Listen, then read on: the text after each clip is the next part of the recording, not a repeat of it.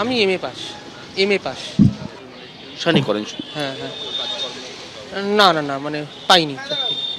General লাইনে পড়াশোনা করে সরকারি চাকরি চেষ্টা করেছিলাম, হয়নি। তাই ক্ষেত্র হোক, কর্মক্ষেত্র হোক, ওয়েস্ট বেঙ্গলে তো কর্মক্ষেত্র নেই, কর্মক্ষেত্রটা হোক। আচ্ছা, আপনি কিছু করেন, কোনো অন্য কোনো কাজ করেন বা এখন? হ্যাঁ আমি একটা দোকানে একটা কাজ করি। তো দোকানে একটা কাজ করি। সুবিধা তো হবেই, কিছুটা 1,500 টাকা পাওয়া যাবে, সুবিধা দেখতে হবে। একটা ভালো চাকরি হলে তো ভালোই হয়। কি করেন? পোস্ট গ্রাজুয়েট কমপ্লিট হয়ে গেছে। কমপ্লিট করেছেন। বিভিন্ন জায়গায় কি ইতিমধ্যে চেষ্টা করেছেন নাকি বা না, চেষ্টা তো করছি, চেষ্টা চলছে, এখন অবধি সেরকম কিছু হয়নি। আপনি এসএসসি বা অন্য কিছু করেন, কোনো আবেদন করেননি এর আগে? না, করিনি। করেননি? কোনো চাকরির পরীক্ষা? অনেকবার দিয়েছি, কোনো জায়গায় পাইনি। কি কি চাকরির পরীক্ষা দিয়েছেন? ডাব্লিউবি, প্রাইমারি সব কিছু। প্রাইমারি দিয়েছেন, তবে দিয়েছেন। এখন বয়স কত আপনার? 31। 31। এই যে ভাতাটা পাবেন, এটা দিয়ে কি হবে, কি হতে পারে, আপনার কি ধারণা?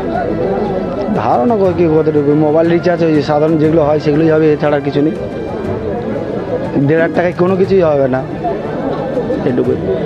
আপনারা কি চাইছেন? আরেকটু কর্মসংস্থান হলে ভালো হতো? কর্মসংস্থান হলে ভালো হয়। কর্মসংস্থান হলে ভালো হয়, একদম বুঝতেই পারছো।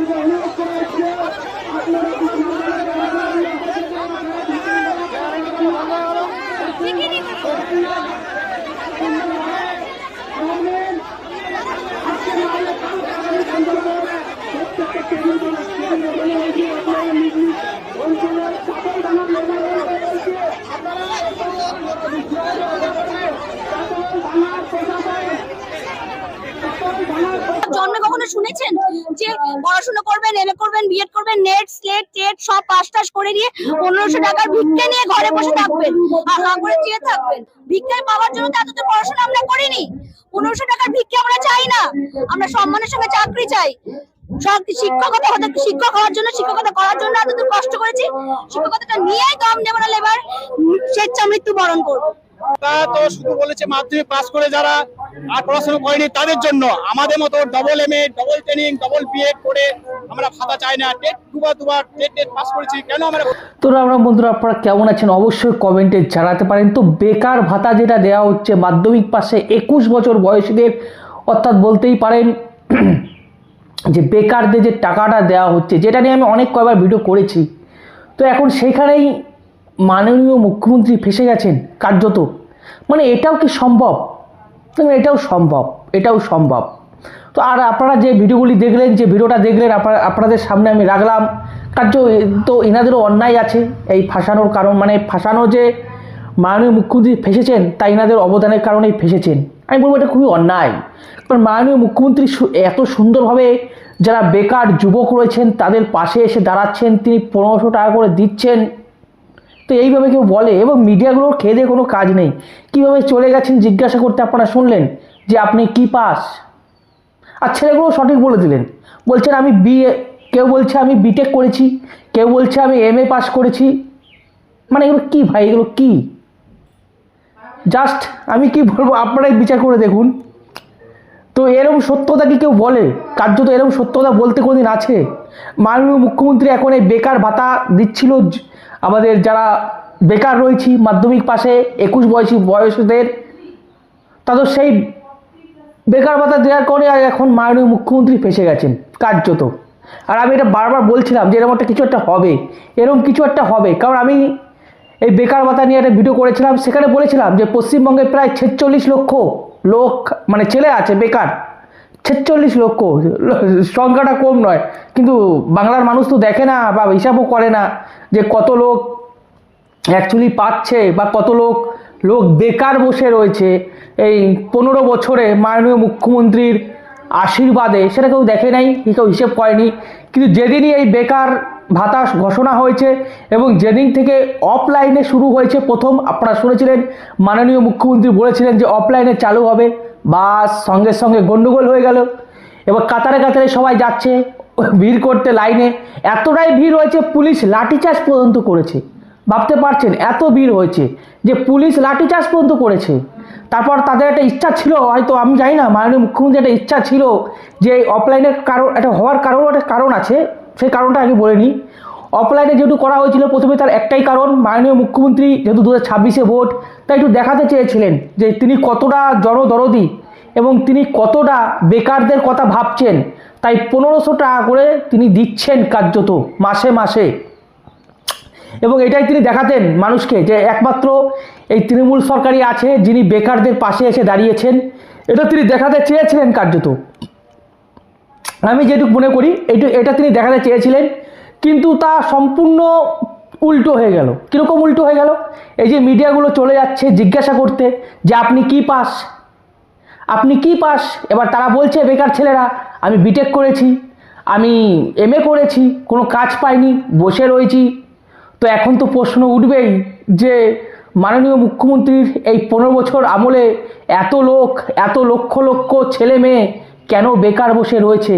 এবং তারা বলছেন, কার্যত আপনারা শুনতে পারলেন, তারা বলছেন যে এই টাকা না দিয়ে যদি সরকারি কাজ হতো কিংবা কোনো কোম্পানি আসতো তাহলে আরও ভালো হতো।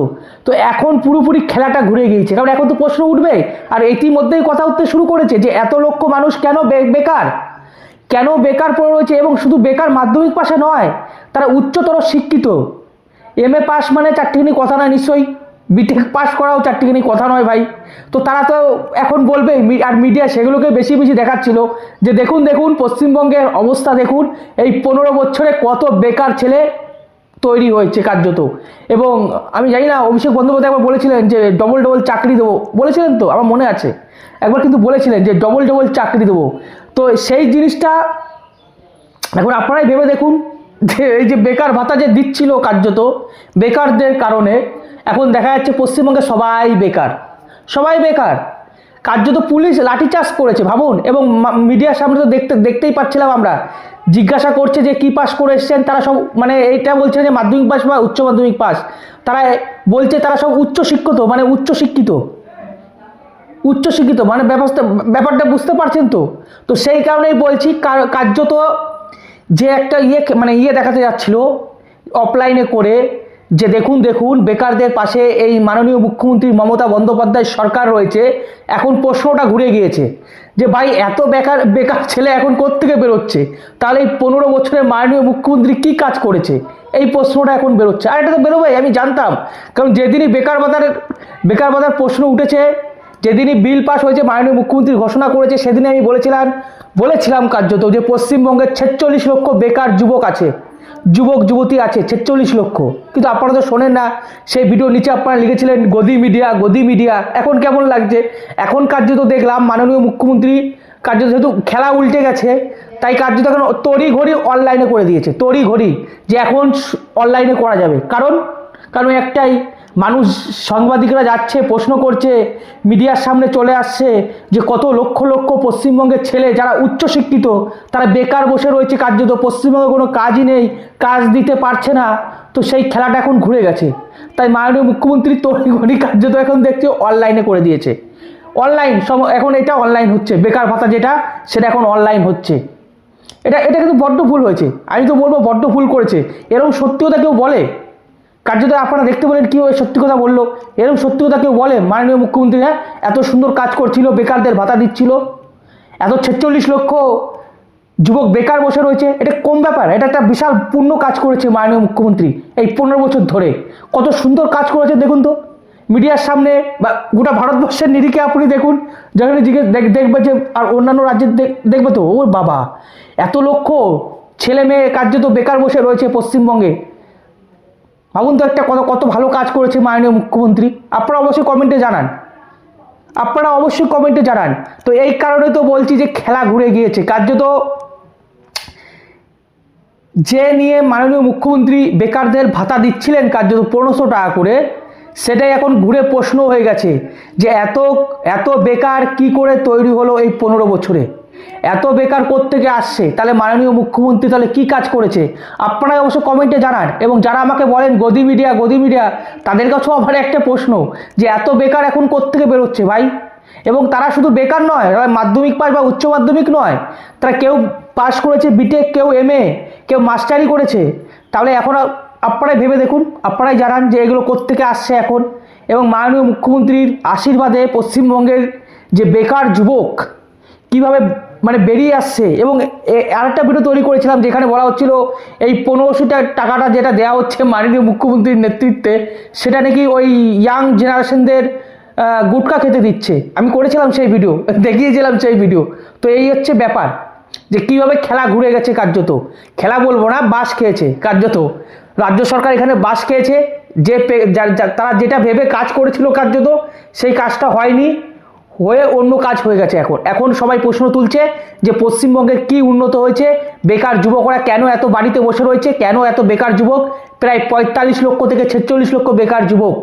আপনারাই অবশ্য কমেন্টে জানান। এখন তারাই বলছে, যারা লাইনে দাঁড়িয়েছিল তারাই বলছে যে এই টাকাটা না দিয়ে যদি কোনো কোম্পানি বসতো বা সরকারি কাজ হতো তাহলে আরও বেশি ভালো হতো। তো আপনাদের কি মনে হচ্ছে আপনারা অবশ্যই কমেন্টে জানান। তো ভালো থাকুন, সুস্থ থাকুন, রাম রাম, ভারত মাতা কি জয়, বন্দে মাতরম, জয় শ্রীরাম।